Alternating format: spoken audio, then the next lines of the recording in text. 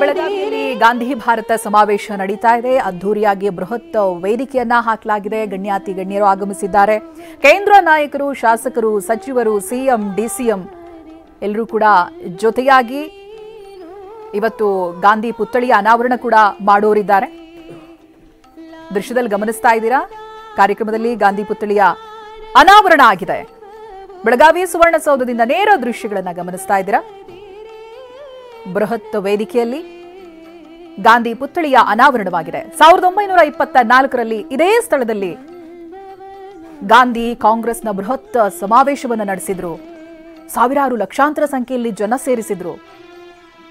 ಅದರ ಸವಿ ನೆನಪಿಗಾಗಿ ಇವತ್ತು ಅದೇ ನೆಲದಲ್ಲಿ ಬೆಳಗಾವಿಯಲ್ಲಿ ಕಾಂಗ್ರೆಸ್ ಬೃಹತ್ ಸಮಾವೇಶವನ್ನು ಹಮ್ಮಿಕೊಂಡಿದೆ. ಅದರ ನೇರ ದೃಶ್ಯಗಳನ್ನು ಗಮನಿಸ್ತಾ ಇದ್ದೀರಾ. ಗಾಂಧಿ ಪುತ್ಥಳಿಯ ಅನಾವರಣವಾಗಿದೆ. ವೇದಿಕೆಯಲ್ಲಿ ನೂರಾರು ಜನ ಕಾಂಗ್ರೆಸ್ ಗಣ್ಯರಿದ್ದಾರೆ. ಸಿಎಂ, ಡಿಸಿಎಂ ಕೂಡ ಜೊತೆಯಾಗಿದ್ದಾರೆ. ಮಲ್ಲಿಕಾರ್ಜುನ್ ಖರ್ಗೆ ಅವರಿದ್ದಾರೆ. ಪ್ರಿಯಾಂಕಾ ಗಾಂಧಿ ಇದ್ದಾರೆ. ರಾಹುಲ್ ಗಾಂಧಿ ಅವರು ಕಾರಣಾಂತರಗಳಿಂದ ಕಾರ್ಯಕ್ರಮಕ್ಕೆ ಬರೋದಕ್ಕಾಗಿಲ್ಲ. ಆದರೆ ಪ್ರಿಯಾಂಕಾ ಗಾಂಧಿ ಸೇರಿದಂತೆ ಮಲ್ಲಿಕಾರ್ಜುನ್ ಖರ್ಗೆ ಅಂತ ನಾಯಕರು ಇವತ್ತು ವೇದಿಕೆಯಲ್ಲಿದ್ದಾರೆ.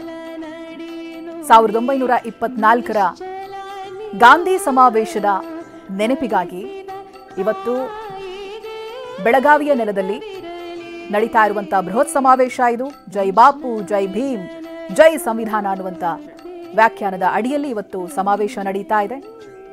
ಲಕ್ಷಾಂತರ ಸಂಖ್ಯೆಯಲ್ಲಿ ಜನ ಕೂಡ ಸೇರಿದ್ದಾರೆ. ಇದೀಗ ಗಾಂಧಿ ಪುತ್ಥಳಿಯ ಅನಾವರಣವಾಗಿದೆ.